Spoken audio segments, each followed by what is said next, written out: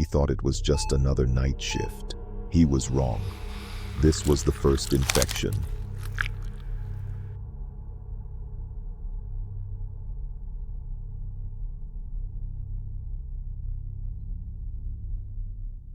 Caio never thought his job was important.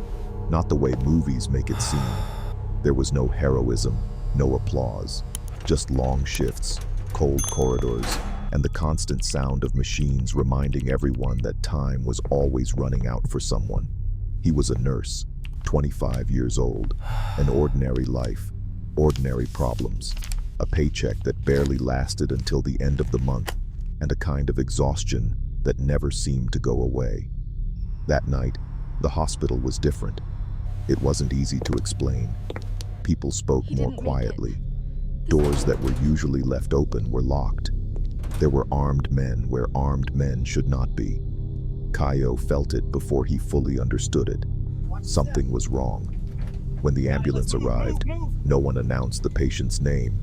They only said he was a police officer injured during an operation. The man lay on the gurney, restrained, covered in dried blood. He struggled to breathe. His eyes were too wide open, his stare too empty. "Don't get close," someone said. Caio got close anyway. That's what he did. It always had been. As they pushed the gurney down the corridor, the officer began to thrash. He didn't scream in pain. He didn't ask for help.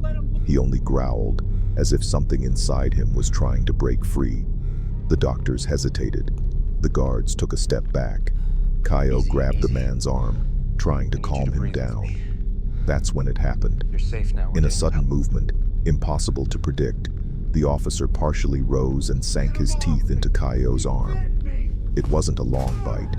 It was short, violent, instinctive, enough to tear the skin, enough to leave deep marks, screams, chaos. The officer was restrained by force. Caio fell backward, clutching his arm, feeling blood run between his fingers. Someone pulled him away. Someone kept saying everything was under control. It wasn't. The wound was cleaned in a hurry. They said it was just a bite, that there was no risk, that he needed to continue his shift because they were short-staffed. Caio believed them, or pretended to. He had always pretended he could handle more than he should.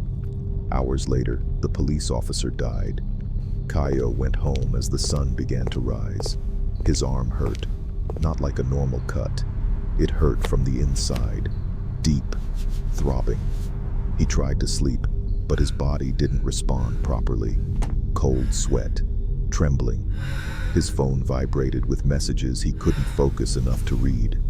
On television, a short news report caught his attention. Isolated cases of extreme violence are being investigated by authorities. Caio looked at his arm. The bite mark was too dark, and it seemed to move.